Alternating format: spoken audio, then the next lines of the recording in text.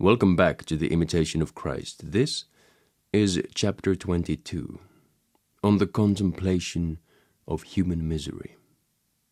Thou art miserable wherever so thou art, and whithersoever thou turnest, unless thou turn thee to God. Why art thou disquieted because it happeneth not to thee according to thy wishes and desires? Who is he that hath everything according to his will? Neither I, nor thou, nor any man upon the earth.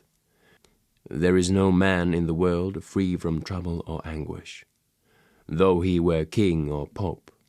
Who is he who hath the happiest lot? Even he who is strong to suffer somewhat for God. There are many foolish and unstable men who say, See what a prosperous life that man hath, how rich and how great he is, how powerful, how exalted. But lift up thine eyes to the good things of heaven, and thou shalt see that all these worldly things are nothing. They are utterly uncertain, yea, they are wearisome, because they are never possessed without care and fear. The happiness of man lieth not in the abundance of temporal things, but a moderate portion sufficeth him. Our life upon the earth is verily wretchedness. The more a man desireth to be spiritual, the more bitter doth the present life become to him, because he the better understandeth and seeth the defects of human corruption.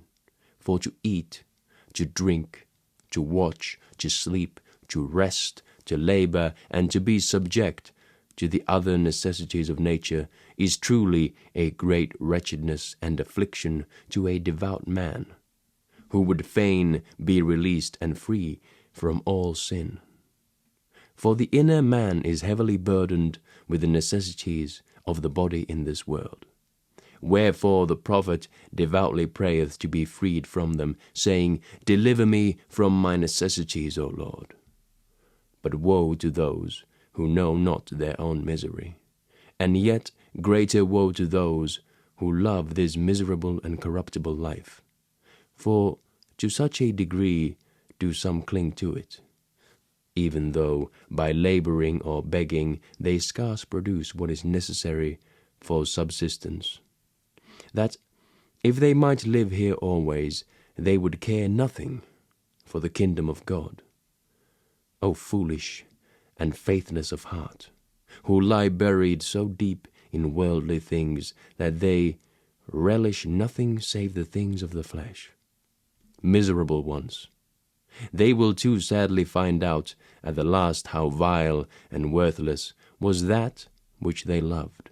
The saints of God and all loyal friends of Christ held as nothing the things which pleased the flesh, or those which flourished in this life, but their whole hope and affection aspired to the things which are above.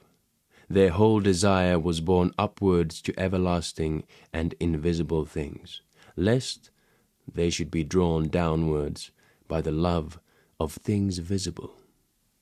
Lose not, brother, thy loyal desire of progress to things spiritual.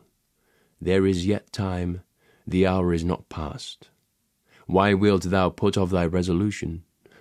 Arise, begin this very moment and say, Now is the time to do, now is the time to fight, now is the proper time for amendment. When thou art ill at ease and troubled, then is the time when thou art nearest unto blessing. Thou must go through fire and water, that God may bring thee into a wealthy place. Unless thou put force upon thyself, thou wilt not conquer thy faults. So long as we carry about with us this frail body, we cannot be without sin. We cannot live without weariness and trouble. Gladly would we have rest from all misery, but because through sin we have lost innocence, we have lost also the true happiness. Therefore must we be patient and wait for the mercy of God, until this tyranny be overpassed, and this mortality be swallowed up of life. Oh, how great is the frailty of man, which is ever prone to evil. Today thou confessest thy sins, and tomorrow thou committest again the sins thou didst confess. Now dost thou resolve to avoid a fault, and within an hour thou behavest thyself as if thou hadst never resolved at all. Good cause have we therefore to humble ourselves, and never to think highly of ourselves, seeing that we are so frail and unstable, and quickly may that be lost by our negligence, which by much labor was hardly attained through grace. What shall become of us at the end, if at the beginning we are lukewarm and idle? Woe unto us, if we choose to rest, as though it were a time of peace and security, while as yet no sign appeareth in our life of true holiness.